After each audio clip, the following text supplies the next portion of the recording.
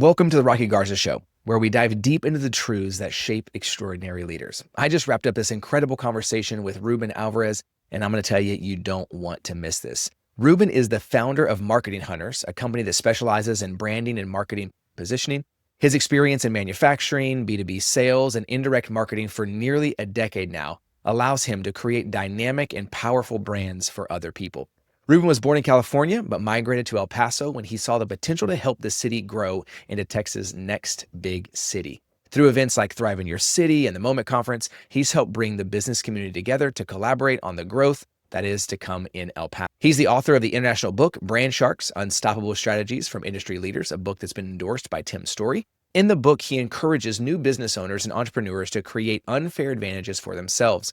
In becoming successful, it's critical to create the mind that your potential client and you have something unique that cannot be found anywhere else other than you. Brand Sharks has been called the #1 book for young entrepreneurs looking to grow their brands, and Ruben's story has been featured in Forbes, New York Weekly, and so on. One thing to note is that his main message, which I love, is that sales will bring you money, but brand will bring you legacy. And today we talked about what does that look like? What is the legacy that he is building? And one thing I loved about today's episode the most is we didn't even talk about marketing. We talked about what are the things in life that we have to look at and where do we really gain clarity and how often do we get confused in the why we're doing something versus the what it is that we're actually doing. And so as we look through that together, looking at his leadership challenges and really what he did to overcome self-doubt and really get to the place that he wanted to be. This episode is packed with his raw honesty, his candor about his own personal life, and insights that we can all take in order to challenge the way that we think and to make sure that we are leading authentically. Let's jump in.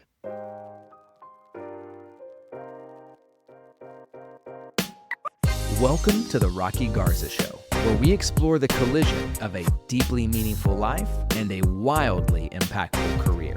I'm your host, Rocky Garza, and with over a decade of experience as a coach, consultant, and keynote speaker to many Fortune 500 companies, I'm here to share personal stories and expert advice to help you gain clarity, build confidence, and discover that you too can build the life you actually want. Whether you're a high achiever looking for a more full life or a leader striving for professional success with purpose, this podcast was designed with you in mind.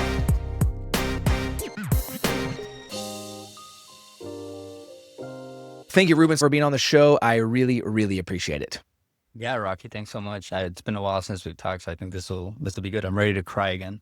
Great. Well, then you're in the right place. So let me ask you this. Let's just jump straight into it. We've already done your professional intro here and folks know about you and what you do. If you didn't catch that before, we have everything that he is great at in the show notes, a copy of his book, Unstoppable Strategies, and so on. So Brand Sharks: Unstoppable Strategies from Industry Leaders. So you can grab that link. Ruben, tell me this. If you could think back over the course of the last 12 months, and we are familiar with each other, so we're just going to jump into the deep end here. If you could think back over the 12 months, you can go 18 months. Tell me, what have you learned about yourself? What have you recognized? What decisions have you made or not made? Or really, as you could reflect, we just wrapped up a conversation with our Path to Proactive Leadership. It's a leadership development mastermind. We just wrapped up that call just before us recording this episode. And one thing we talked about there, that really self-reflection is the gateway to leadership. Self-reflection is the gateway to proactive leadership. And so as we think about you, business owner, crushing it, I've known you for years. As you think about the last 12 months, what are you seeing or what do you think you're learning about yourself? It's funny, we were just talking about this the other day because I recently have been going to the gym every day, right? And so like I get home and I put on my joggers and I put on the workout shirt and I put on a hoodie, and it's been cold, as you know, here in Texas, and it was like freezing weathers and stuff like that. But I'm going to the gym every single day, and as I'm going to the gym, I have my headphones on. And I'm thinking, man, this sucks. Like, I really don't want to do this. And every day I have the same thought. I'm like, this sucks. I really don't want to do this. But it's gone to a point where the thoughts are automatic, right? A lot of people say, oh, no, you should be positive thinking and everything. But I've come to realize that looking at Goggins and things like that, there are terrible thoughts that you have in your head, right? Like that say, I don't want to do this. I really, really don't want to do this thing. But over the last 12 months, I've had the thoughts and my body automatically moves and does the things that I don't want to do without having to delay anymore. Which before it'd be like, oh, I get home and I have to go to the gym and I'm going to lay down for a little bit and then I have to force myself to get up and everything. Now it's automatic where I get home, clothes go on, hoodie goes on, headphones go on, start walking. And as I'm walking, I'm thinking, man, this sucks. And then I'm over there doing the butterfly. I'm like, oh, this sucks. By the time I'm thinking while I'm working out and I have to go home and eat healthy and I'm already thinking of what I'm going to eat, that canned tuna actually sounds really good right now. I found this canned tuna that's really not so sodium. So I'm thinking of that. And I'm fantasizing about this healthy food now at this point. I'm like, I can't believe that I'm fantasizing over healthy food and how I actually want to eat it.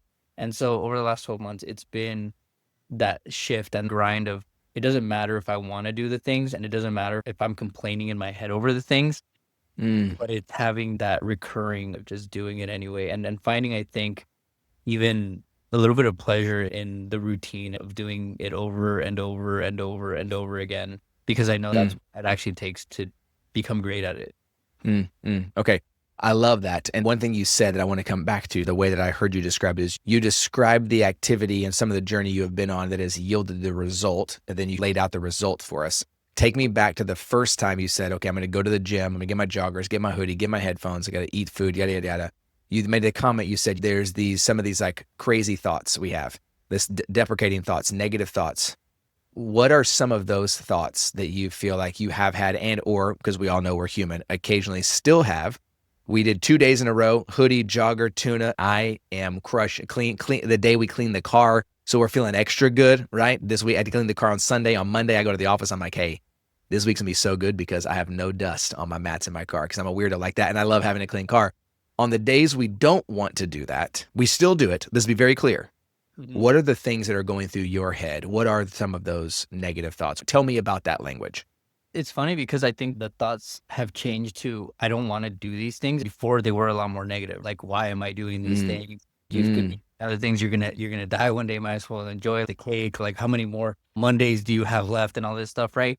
And it's changed. It really has changed to now I don't want to do this more than anything. It's just the body saying I don't want to do this. I don't want to go to the gym, but there's nothing else behind it. So I think the thoughts start shifting from very specific things, right? Because your brain is always going to take you to the contrary, right? You're just like, I mm, should do this mm-hmm, cold calls. If they're going to say no, why even make the call if they're going to say mm, no? You're bothering them. And so there's like a million very specific excuses. And I think you get to a certain point where you're just like, I just really don't want to make this call. I know they're going to say no. I know that I'm going to get mm, a yes eventually, but I really don't want to do it. And you're thinking that way. You're boop, boop, boop, boop. Hello, how's it going? Blah, blah, blah. And you put it down. You're like, I really don't want to make this go. Boop, boop, boop. And you're thinking the same thing. But the thoughts change. The thoughts really do change from something so specific. They're going to hang up on me and they're going to be mad. They're never going to do business with me. And then you start thinking the company's going to close because we have no incoming sales and I'm not good enough. And you start going down this rabbit hole of I'm not good enough. And realistically, that starts changing to I just really don't want to do this. I really mm, don't want to do this, mm. but it's going to happen anyway. Okay, so you said that the thoughts start with why am I even doing this? And they transition into once we know why we're doing it, then we face a challenge. I just don't want to do it. So in the I don't know why I'm doing this, do you feel like that's the space where the I'm not good enough, I'm not valuable enough, I'm not talented enough thoughts live in the unknown of the why? And then once the why for you is determined, it's just willpower at that point. It's just, I know why. I know that I'm good enough. I just don't want to. I'm going to anyway. Is that sort of how you see those? 'Cause I think a lot of folks listening get caught in the I'm not good enough. I'm not valuable enough. I'm an imposter. What if they find out I got a promotion, but what then? I got a big client, but if they only knew, do you find that lives in the why stage or that just lives in the I don't want to stage? I love that because it does live in the why stage. Simon Sinek start with why, right? And then Sure. I forgot who was the originator of the 7 levels of why, where you go like Hmm. why, and then you get to the real reason. The reason I don't like the whole why is because people don't explore this past part of why. It's like you think that you get to your why and then you're like, oh, I have everything figured out. It's going to become easy. But the real thing is it does live in this why, but it's more or less, I don't know if you remember, and we'll go into a story like exactly how I figured this out and how it was the why. And it's like the why never was deep enough. So I always thought I want money. That was my why. And we talked about this a lot of times. And then one time we were playing basketball after a mastermind and you were inside and then it was me and these 2 other guys. And I was literally just throwing a ball. The other guys left and I was throwing it. And I thought, man, I really want money. And I was like, but what I really need is sales. That's what I've been actually lacking. If I just dove deep into sales and stopped making excuses, that's how money actually comes. It's sales. It's not money. It's not thinking like, oh my God, why do I want money? I want to help people. It wasn't that at all. It was that I actually needed sales training. So that's where I'm at right now with the whole health and everything. I'm like, okay, look, I want to have an ultra life, right? And so the ultra life is reflected in how your mind looks, and the way that your body looks is a reflection of how your mind looks. It doesn't matter if I want to do these things. What matters is that I want to have the image of an ultra life based on my standards, right? And so what that looks like is going to the gym and having a healthy body. A healthy body will be reflective of a healthy mind, in my opinion. So the why is something, but the work behind the why is something different. And so that's where it get convoluted if you say, find your why. And then you're like, I want to have a great life with balance. And you're going to get through balance if you have enough money. So you have to have the money in an Right. unbalanced balance one day. It's the reality behind what the why is going to look like. Yeah. Yeah. I think the way that I don't know that I've tied these two things together before, but in making the moment now, I often talk about the intersection of a deeply meaningful life and a wildly successful career. And I think that intersection for every person is different. I think most of us buy snake oil online because we think if we get to somebody else's intersection, we'll finally be happy. When the reality, if someone's teaching you how to do what they do their way, you're not going to get very far because you're not them. The reason they're successful and you're not is because they had the ability to do it and you don't, just very plainly, right? However, I think we've added a new layer of complexity to that language. It's more about the intersection of personal conviction and professional ambition. And I think what I heard you describe just then is the understanding of the why is the personal conviction. It's the me with me and knowing, of course, that's why I'm doing it. Maybe I have external motivators. Maybe my family is a motivator. Maybe my kids are a motivator. Maybe my wife is a motivator. Maybe my relationships are, maybe those things motivate me, but motivation dies. It comes and goes. That's why YouTube videos keep getting views, is because motivation dies and you come back and watch the same video again and again because you forgot what you saw yesterday. It's very simple, right? The flip side of that is if we can marry that with professional ambition, meaning show up and do it even on the days that I don't want to. Now we have space for both the personal conviction and the professional ambition. Where those two collide, that's like your fuel. That's like your gasoline. That's the I don't want to do it, but I'm going to. And if I can marry the because your why, I want an ultra life, with the what, eat the tuna, go to the gym and shut up and do, if that's what you want, then now all of a sudden we begin to build a life that is much more meaningful and distinct. Does that feel accurate to you? It does. Yeah. I think the split is straight on for sure. Mm-hmm. What is something that has occurred in your life in the last 2 years that was a decision that you had to make so that you had the freedom to pursue personal conviction and professional ambition? Ooh, that's a tough one. I think that I've had to look at things that I didn't want to give up and see them. They always say that in order to gain something, you have to give something up. You can't have 100% and keep 100%. You have to go down to 90 to have 100 again. And so it's funny because I thought that I had given up so much. I thought I had given up drinking alcohol, these things, right? I gave up a lot of partying. I gave up a lot of alcohol. And then I was like, you know what? I don't want to give up food because I've given up so many things that I'm just like, I don't want to give up food. I don't want to give up these luxuries of eating what I want, when I want. I'm just going to eat and go to the gym and then that'll be enough. And so I've looked at every single piece and I'm like, I've given up weekends lately, right? I work on the weekends. I've given up nights. I've given up watching certain shows. Before I used to be like, hey, until I finish the show. And then I'm like 20 minutes and I'm like, yeah, I spent my 20 minutes. It doesn't matter if I didn't finish it. It's a lot of the small things that are considered to us things that we require to live a joyful life, right? Because I'm sure that as time progresses, there's going to be bigger things that need to be given up. And if I can't give up these small things, then it's what's next. If I can't give up not eating steak, right? Because steak, it's through the roof right now. It's ridiculous. It's $20 a steak. There's a restaurant here that gives ribeyes for $23. And I'm like, ribeyes are $20 at any place right now. For $23, they'll cook it for you and you'll get a side. It's ridiculous how much steaks are. If I can't give that up and eat top sirloin as something that can balance out, you're still getting protein. Are we wastefully spending on things that we don't need that could be put into other places? Sold my house, living in an apartment. Just more of the stuff I was spending on can be put into other places that will help initiate growth. If I can't give up those things, what is going to happen when something big comes up that I will need to give up? Over the last 2 years, it's been picking at those things. And it's not the whole Dave Ramsey thing of saving to save. It's the whole living on just the essential. And I found so much joy in simplicity. I forgot the whole feng shui thing, where it's like you live only on. I don't think that I'm down to just that, but I am down to I only need so much space to live. And I only need so many things in order for my mind to be cleared to actually achieve the goals that can't be seen, but that require my mindset more than the things that it's like I have to remember to clean an extra room just so that way I say I have an extra room.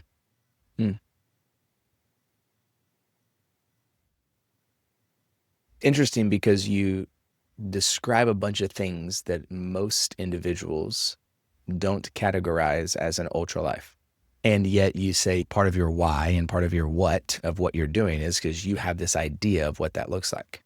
I think as long as I've known you, this is clearest I've heard you described what it is that you actually wanted, that you specifically, the human, actually wanted, not what the industry wanted or not what a friend wanted or not what a partner wanted or not what you think you were supposed to do, but rather what you really wanted. And I think it's interesting and encouraging both to me because I hear you both describing things that very much feel like you and very much don't publicly get put in the same category as ultra life. Mm-hmm. You know what I'm saying? Like Yeah. have less, smaller space, give up things. Like if we're going to go on MTV and we're going to do the ultra life show, we're not talking about selling our house and moving to a 1-bedroom apartment. That's the opposite of what we're going for here. So how have you seen the decisions you're making relate to the pursuit of how you define an ultra life? Yeah. I think everybody says they want freedom, right? The goal for everybody says they want freedom. They want monetary freedom and stuff. I think that one of the biggest things that most people give up in exchange for freedom is their mental clarity.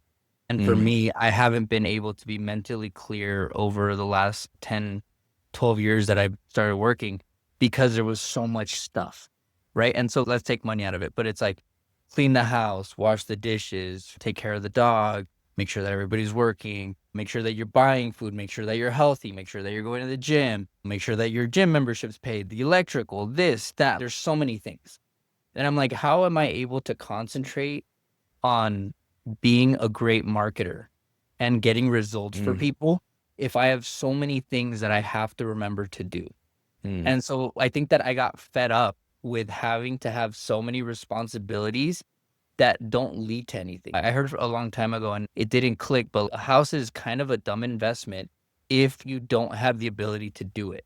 And most people don't have the ability to do it. You're overpaying on a house so that one day you can take money out and refinance it, right? Most people don't have the ability to do it, but we did it. So I did it. And I was like, I have this house, which I don't really want, which I don't really need. And I have to remember 3 different payments every single month, plus the house payment, plus mortgage insurance. When you look at all the different pieces, you're like, that's just the house. Then there's groceries. Then there's Netflix. Then there's Hulu. And so when you start looking at everything, you're like, how do I have such a complex life that has nothing to do with me wanting to achieve a goal of having a better life? Like I'm paying for Netflix, Disney, all this stuff, and I'm not even watching them. So I'm like, let me just remove. I'm at my core stuff. I can actually think now. I have the ability to think clearly. And because I'm able to think clearly, that's why I'm able to actually communicate properly in what I want. When you realized that one of the things for you that was preventing you the ability to think clearly, which our thinking, again, we just talked about this earlier, like what we think about lends to what we focus on. What we focus on is where we give our energy. Where we give our energy is where we give our action. Just a human nature. It's how it works. Where as opposed to simply changing the action, I think a lot of us do that or try to do that and we get stuck, right? Statistics show that New Year's resolutions, 84% of people stop them by January 21st. 3 weeks in. 3 weeks is the mark that 84% of people say, never mind, I don't want to. Now, if we use our same analogy here, that's typically because all we did was attempt to change an action. We didn't change our energy, we didn't change our focus, and we didn't change our thoughts. We just said, I'm going to do something different. So what I'm going to do is I'm going to eat totally different and go to the gym 4 days a week, even though I haven't been in 4 years. My body hurts. I'm sore. I can't move. My stomach hurts. This is dumb. Resolutions are dumb. Day 21, I'm out. Because all we did was attempt to change the action. What I hear you describing is that you, in fact, went back and said, okay, my actions got to change. But before my actions change, like my energy's got to change. For my energy to change, my focus has got to change. For my focus to change, my thoughts have to change. So what is keeping me from thinking clearly? What's stopping me from being clear-minded? I know what's keeping me from thinking clearly. I have too much to do and too much unnecessary responsibility. And my brain, my mind, my heart, my soul is cluttered. I want to declutter those things. And then it will allow me to change my focus, change my energy. And therefore, you would say over the course of the last, pick a time frame, 6 months, you've dramatically changed your actions. Yeah. Yeah. Is that accurate? It is accurate. There's one other thing, and I think that you've been trying to drill this into me for a long time too. I think that when we first met, I had asked you about how you get corporate speaking gigs and into corporations and stuff. Then you told me change my pricing and go after them. It was a very simple answer, right? You always give the most simple answers, and I get frustrated because then you go sit in and then it's gonna one day sink in and make sense, right? And I don't know the exact thing that I heard, but something clicked one day that said you get the results that you want because you're putting up with them. And that was the exact thing that you had told me, right? If you want to get corporate things, go ahead and change your pricing and go after corporations. And so the things that we put up with, whether it be people surrounding us, the environment we're in, the things we're choosing to eat, one day we can literally say no more.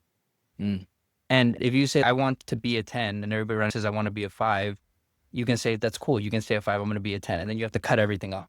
And I think that's the one thing I realize is that everything around me is either going to step up or I need to walk away. Mm. And so I think it finally stuck what you were saying. Again, very simple terms of what you were saying. And it takes time to really realize what that means. But what you put up with is what ultimately you get. Mm-hmm. And it's your own fault because you're the one that's choosing to accept it or not. That's right. Yeah, we know we often talk about it with culture in businesses, but it's culture with companies, it's culture with ourselves, it's us with us. Like, your life is not what you say it is. Your life is what you tolerate. Your company is not I always like words, I like things to rhyme. So we say your culture is not what you pontificate, it's what you tolerate. Your relationships are not what you say they are, it's what you tolerate. Your parenting is not what you say it is, it's what you tolerate. And tolerate doesn't have to be viewed as the bare minimum. I think because we talk about we have to tolerate one another, we go, I'm going to just put up with the least amount I can put up with. When we translate that to ourselves, we go, guess what we do? We put up with the least amount we want to put up with. But if what we said is that, well, what if the bare minimum was a level of excellence? Then all we would tolerate would be excellence. But we don't. We say tolerate and we make it the minimum. And then so life is the minimum because life is what we tolerate. We say, just eat it. Don't go. It's not a big deal. Don't just ignore it. Just pretend they didn't say it. The friends are fine, but they're really nice. I've known them for a long time. As opposed to saying, if I change my level of tolerance, go back to your point earlier, then I either am going to have to accept the fact that people around me will come with me, or I will need to step away from those people. Yeah. Those tasks, those systems, the way we operate our business, the previous clientele that we had, that fill in the gap relationships, fill in the gap. And I want to be really clear for everyone listening, you changing what it is that you need is a representation of what it is that you want, not a representation of what somebody else was lacking. When we turn it the other way around, we make it their fault. And we typically do that because if we fail, we want to have someone else to blame. If you're no longer a part of a relationship, if you're no longer a part of a company, if you no longer have a client, if you are, and you make that choice actively, I'm leaving them because they don't want, no. You're leaving them because you need to. You don't have those friends anymore because you don't need those friends, not because they were unwilling to be your friend. They were willing to be your friend. They were willing to be your friend at their level. Mm-hmm. You made a decision you wanted to be something else. And I want to be very clear. That's not good, bad, right, wrong, better, worse. I'm not saying there are people out there who are worth more or worth less. That goes against everything I've ever said and believed about who I am and about human beings. And I think you've given us a really good example and picture of what it's like when we make a decision to choose the life that we want and raise our level of tolerance. It's amazing how many decisions we make and seemingly make simply because it's what it is that we need and should and could and ultimately want to be doing. Mm-hmm. Have you found that choosing the life you want is lonely? It is for a while, but it's because you have to, it's a sudden change, right? Like most people, they don't say the life that I want is 2% better than what I want. It's always a drastic change. It's my life sucks and I want a nicer car and I want better friends and I want to be able to eat out every day without having to worry about it and go to the movies and spend $40, $50 and not have to care. But you can't even do 10% of that. And so when you make the decision to change, it's 100% change almost. And so it becomes only because you have to get rid of almost everything. That's why it was so different, right? For me, because I always thought the ideal life was money. What I've realized most people want to see from me that I value as well is a very sharp, poised person, especially with the all black and the whole brand shark. People expect me to be able to see and dictate things very clearly and fast. And so because of that, the things that are holding me back are the things that are not allowing me to think. If I cannot think, not be effective, and if I can't be effective, then there is no real value in the things that I am trying to sell. And so that I want to make it clear, right? Because it's like, there's no value in me. That's not it, right? I'm trying to sell a specific thing. And what people want to buy and pay me for is a very clear and sharp person. And so therefore, I needed to align with that. And so that's also what needs to be in alignment with me. And if I'm around people that are not in alignment with me, then it contradicts everything that I'm saying. That's why it is lonely, because I'm not going to find immediately the people who want to live life at this level. Yep. Yep. So, and that's everybody's choice. Back to your point. We're not leaving people behind. I made a choice, you make a choice, right? And if your choice is different than mine, it doesn't mean that I have to change mine. If I made a choice and told you to change your perspective, you would say no. So it's like, if I made a choice and you made a choice, you can stay at your choice. There's power in both sides, but it's not going to compromise because you want to live your life in a specific way and expect me to live it based on your life. It's a two-way street. We both get That's right. That's right. And I think oftentimes where I find folks get frustrated, distracted, consumed with the ability to choose what we want is because we do what you just described. Is we say, I'm doing this, and if you loved me, if you cared about me, if you wanted to be with me, if you appreciated me as a staff person, if you appreciated me as a client, you would do what I want. But if you don't do what I want, that then must mean you don't love me, you don't want me, you don't care about me. I think we're giving each other too much power when we do that. Yeah. Yeah. There's a high level of blame, the whole haters thing, right? Where it's like they think they're too good for us. And I think that's the case, because if you ever wanted to rise, I would be there for you, right?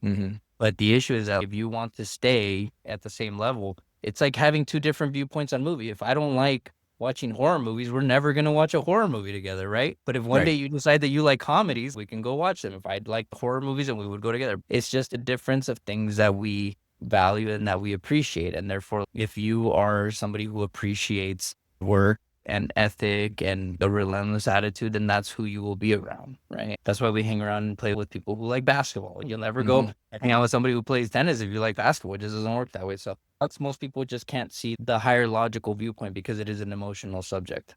That's right. That's right. Yeah. And the reality is sometimes even basketball is emotional and pickleball is emotional. And what I think I like is emotional because I like it. And if I like it, I assume you should like it. And if you don't like it, then that must mean you don't like me. And I think our capacity to separate those things, to go, I know that I'm not for everybody. I know that I'm for a lot of people. I also know there's probably more people out there that are like, no chance I'm talking to that guy. He's a freaking crock of crap. I'm not telling you anything that he's right. And the answer to that is yes. I don't need 1,000. I don't even need 100. I need like 39. Yeah. Give me 39 a year. Your boy's Gucci, feeling good. We're going to be fine. Right. But I think there's so much of that we get so consumed by. Let's go full circle back. I got to have everything though. I need everyone to like me. I need everyone to say yes. I need to have every subscription. What if someone mentions a show that I haven't watched and I go to watch it and I can't watch it because I don't have the subscription? Then I got to tell them I can't watch it because I don't have the $13 subscription. What are they going to think about me then? How are they going to, and we use that as a very simple example, but I think it's a really good metaphor because we can all look at that and go, Rocky, that's silly. Yeah. You're worried about them not being your friend over $13? And the answer to that is yes. Because I think that's the logic that we attempt to overlay on top of much more significant things in our life. And that we inevitably jeopardize who we are for the hopes of being cared for or loved. Yep. Yep. Yeah. Yeah. Yeah. I think we do tend to overthink the things that will make us successful. I've always thought I've had to talk to so many people. And then the reality is that you really only need to talk to so many people in order to get the actual result that you want. And so it's really just about being more clear on what the actual goal is and then what it would take and how fast you need to do it. I think that that's another huge thing that I realized that there is speed behind everything. I love having this conversation of if it's going to happen in a year or it could happen today, why would we wait a year, right? But if it has to take a year, then it's going to take a year. So that's right. The very big difference. And that's where the conversation is so different because it's like, why are we waiting a week if we don't have to wait the week?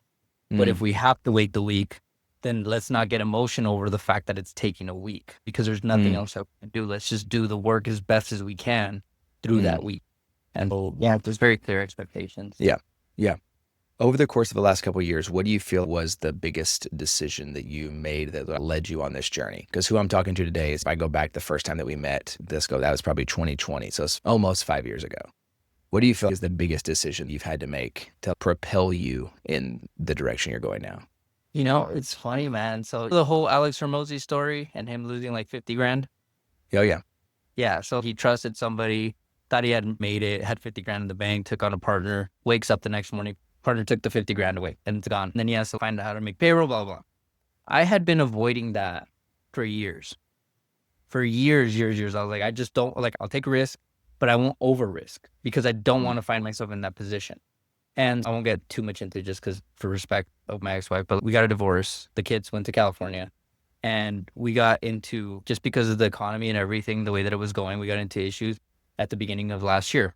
And so I was sad. I didn't have my kids. There was a lot going on in my mind, right? Like more emotional wise. I was partying, drinking, and I think that a lot of that was to try to distract myself more than anything, right? So January comes around, the worst. I'm thinking, oh my God, we have maybe 15 days to figure it out. And so I remember that I was in my house and I have the video. I always tell this story, but I have the video. And I was working out and I get down and I'm crying on my thing or whatever. And I was like, you know what? I want to remember this moment. So anytime you have a video of someone crying, you have to remember that they had to remember to record themselves, right? It wasn't like you were recording stuff and all of a sudden you start crying. So I have the video and I had to go over there to the end of the garage, put the phone down, hit the video, and then I go back and, oh, right. So I still remember that. That's the funniest part of that story. March of 2016, we 2.5x'd, March 16th of 2024, that same year, we 2.5x'd the company. And I remember it was just doubling down on the things that I needed to do. And so that's what kind of led that, right? It was crying isn't going to fix anything. You know what I mean? Yes, you should let it out. Like Eric Thomas, I think, says the best. He's like, most guys, they want to cry. They're like, and they start doing that ugly cry. He's like, just let it out. Move on. You know what I mean? Don't spend 2 hours ugly crying. It's taking 10 minutes, just let it out and move on with your day. Yeah, it was just, I want to see my kids. What's it going to take? What is going to really make all these situations better?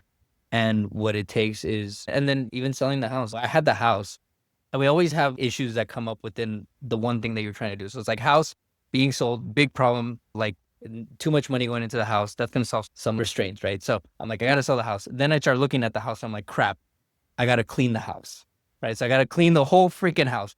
I got to paint some of the walls and stuff. Then I realized there's a hole in the wall because Amazon only sent us one of the two things. So then I had to buy that and put it in a weight. Then I had to deep clean the house. Then I had to clean the backyard. Then I had to buy some stones to complete a part. Then we had the water softener that was leaking water and caused mold. And I'm like, oh my God, I got to deal with this. And then the water softener. So then I had to do the water softener and then the mold piece. And so that was like a 3-month span. And now that the house is sold, on like every single piece had to be done for this house to sell. And so everything has led into, okay, what is the first step? Even though it's not going to lead to immediate sale, what's the first step? Even though it's not going to get the house sold, what's the first step? And so I think me and you have talked about this a lot. I like the immediate result stuff. That's why I like sales, because I can control that. But something like writing a book, I hate because it's not an immediate thing and you have to work on it for 8-9 months and then you don't see nothing. And so it's doing those little things, even though I don't want to do that, and making sure that the end result it's faith-based. You know that the end result is going to come and you have to believe that it's going to come. Yeah, 100%. I appreciate that. And I appreciate your candor too, of just the really, I hear you saying what instigated you beginning to make decisions the way you wanted to make them for the direction that you wanted your life to be came after like the one thing most people go, this you should never do, right? Like clarity came. And again, to your point, I've known and met your ex-wife and she's a lovely person.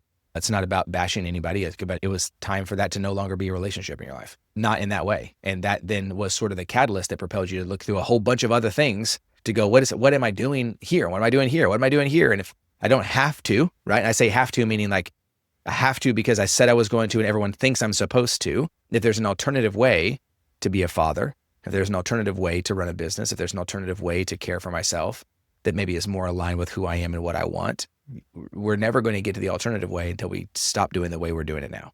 It's just inevitable. You can't just keep doing what you've always done and expect a different result. We've all heard it 1,000 times. We've seen a million Instagram memes about it. We've seen now 4,600 threads about it. You want to see something change, something's got to change. We get it.